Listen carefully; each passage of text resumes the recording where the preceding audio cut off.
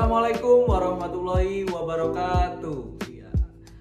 Perkenalkan, nama saya calon Taruna Muda Dema Pratama dari kelas TRPK B1 dengan nomor urut absen 008.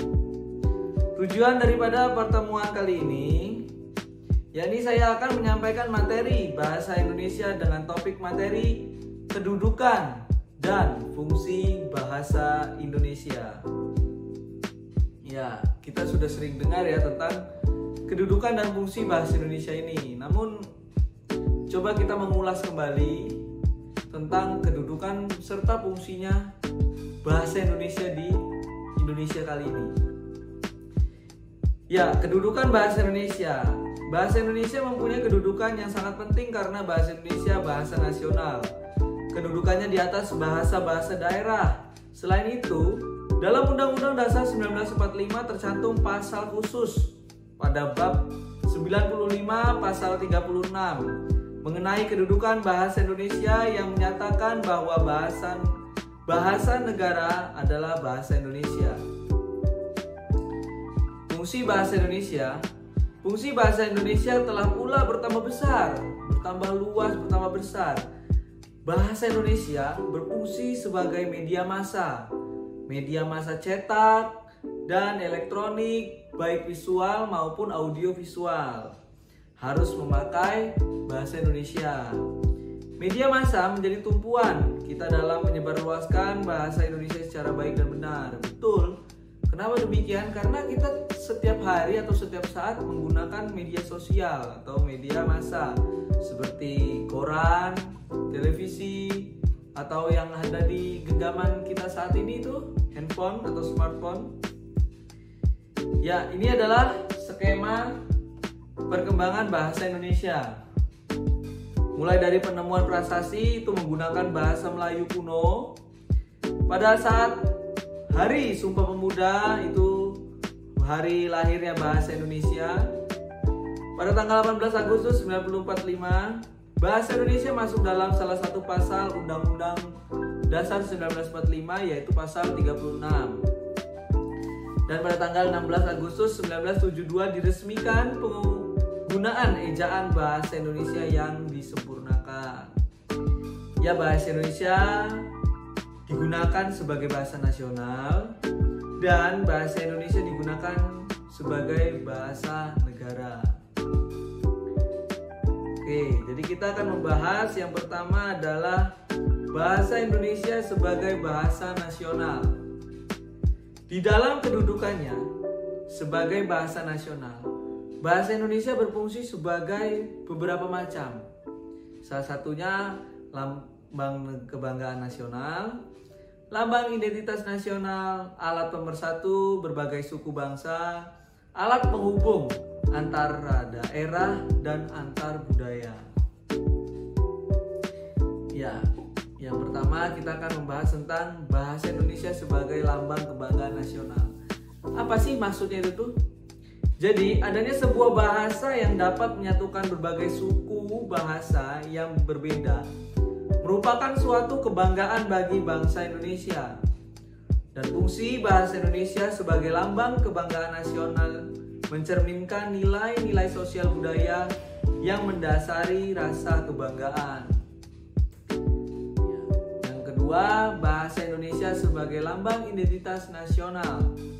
Identitas sebuah bangsa dapat diwujudkan diantaranya melalui bahasa. Tidak hanya Indonesia ya, seperti negara Inggris itu menggunakan bahasa Inggris dan itu adalah salah satu identitas dari negara itu sendiri. Dengan adanya sebuah bahasa yang mengatasi berbagai bahasa yang berbeda, suku-suku bangsa yang berbeda dapat mengidentifikasikan diri sebagai satu bangsa melalui bahasa tersebut. Sebagai lambang identitas nasional, bahasa Indonesia harus dijunjung tinggi di samping bendera dan lagu kebangsaan.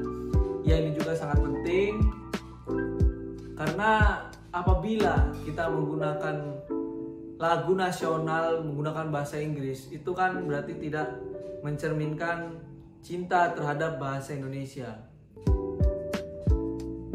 Yang ketiga ada bahasa Indonesia sebagai alat pemersatu berbagai suku bangsa. Sebuah bahasa yang terdiri dari berbagai suku bangsa yang budayanya dan bahasanya berbeda dan mengalami masalah besar dalam melangsungkan kehidupannya.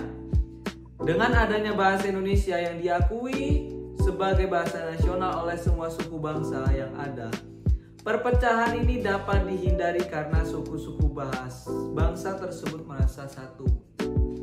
Ya, jadi ini nih ibaratnya kalian bertemu dengan kawan kalian yang bukan dari asal daerah kalian.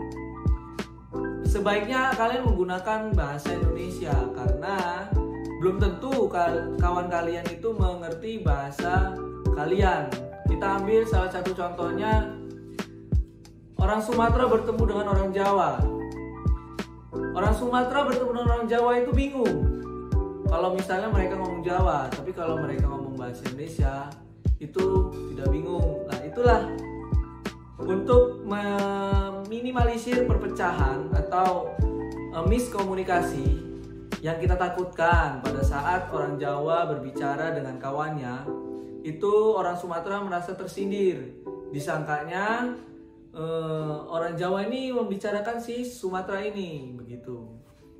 Jadi lebih baiknya kita menggunakan bahasa Indonesia untuk berbicara, untuk keseharian, terutama yang mempunyai kawan di luar daerah. Ya, selanjutnya ada bahasa Indonesia sebagai alat perhubungan antar daerah dan antar budaya. Masalah yang dihadapi bangsa yang terdiri atas berbagai suku bangsa dengan budaya dan bahasa yang berbeda adalah komunikasi. Ya, sudah berabad-abad bahasa ini menjadi language first di wilayah Indonesia.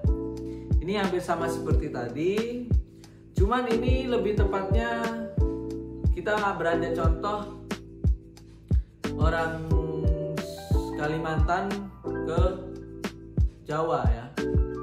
Jadi pada saat orang Kalimantan menuju Jawa, itu kan orang Kalimantan belum tentu bisa atau menguasai bahasa Jawa.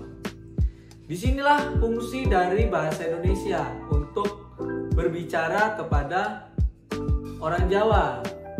Seandainya ingin menanyakan tempat boarding pass atau tempat penitipan barang atau menanyakan loket atau check-in, itu kita bisa menggunakan bahasa Indonesia yang baik dan benar. Tapi apabila si orang Kalimantan tadi menggunakan bahasa Kalimantan, saya yakin belum tentu si orang Jawa itu bisa membalas atau mengerti apa yang dimaksud si orang Kalimantan tersebut. Ya, yang kedua kita membahas tentang bahasa Indonesia sebagai bahasa negara. Nah, di sini kedudukannya sebagai bahasa negara, bahasa Indonesia berfungsi sebagai bahasa resmi kenegaraan, bahasa pengantar dalam dunia pendidikan, alat perhubungan di tingkat nasional untuk kepentingan membangun dan memerintah, alat pengembangan kebudayaan, ilmu pengetahuan dan teknologi. Ya, yang pertama kita akan bahas bahasa Indonesia sebagai bahasa resmi kenegaraan. Pemakaian bahasa Indonesia dalam acara-acara kenegaraan sesuai dengan Undang-Undang Dasar 1945 mutlak diharuskan. Tidak dipakainya bahasa Indonesia dalam ini dapat mengurangi kewibawaan negara karena hal tersebut merupakan pelanggaran terhadap Undang-Undang 1945. Nah, jadi pada poin ini,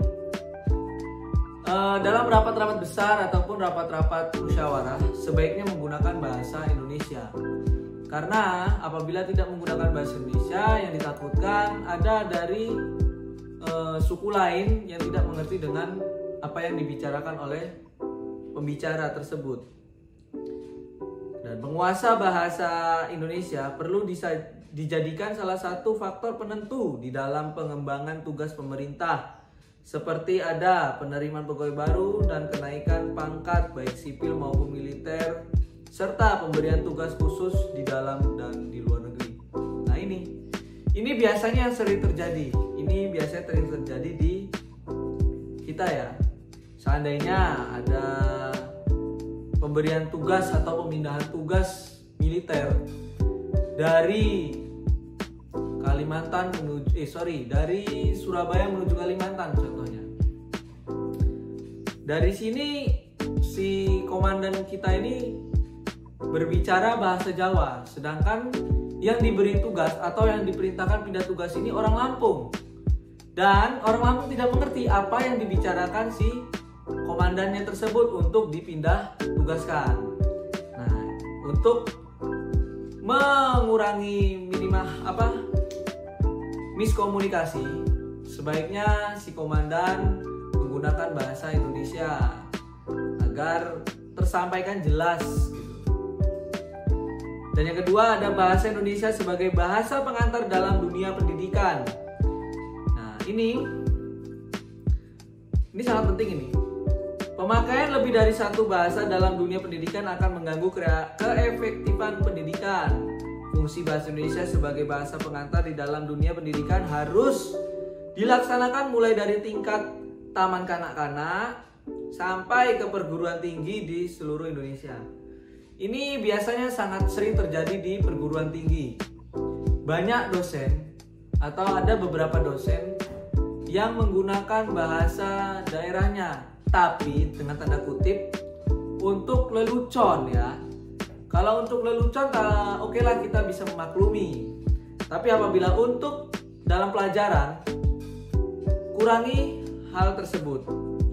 Jadi untuk penalaran dan penangkapan mahasiswi atau taruna-taruni di sana agar lebih jelas. Yang ketiga, ada bahasa Indonesia sebagai alat perhubungan di tingkat nasional untuk kepentingan pembangunan dan pemerintahan. Apabila ada lebih dari satu bahasa yang dipakai sebagai alat perhubungan, keefektifan pembangunan dan pemerintahan akan terganggu karena akan diperlukan 22 waktu yang lebih lama dalam berkomunikasi. Bahasa Indonesia dapat mengatasi hambatan tersebut. Bahasa ini mampu mengungkapkan pikiran-pikiran yang cukup rumit melalui kreativitas penggunaan bahasa yang bersangkutan, terutama dalam kepentingan pembangunan dan pemerintahan. Ini kita bisa ambil contoh dari presiden kita, Bapak Insinyur Joko Widodo. Itu pada saat pelaksanaan untuk dalam contoh kita pembangunan jalan tol ya untuk Sumatera, peresmian, dia pasti menggunakan bahasa Indonesia, bukan menggunakan bahasa Lampung atau bahasa Sumatera. Mengapa demikian? Karena agar tersampaikannya itu secara jelas dan tidak ada pengulangan ataupun tidak ada pembutuhan waktu yang lama untuk mentranslitkan.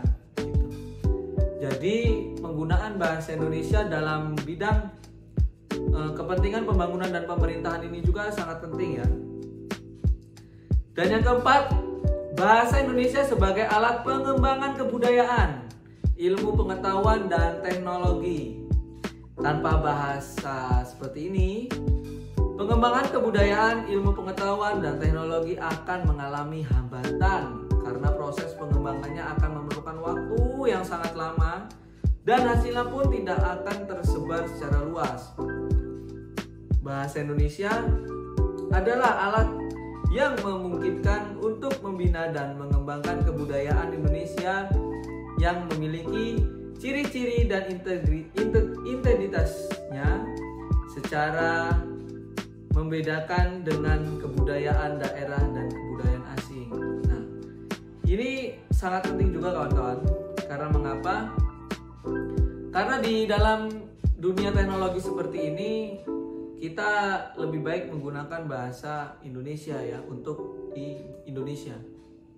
Karena mengapa?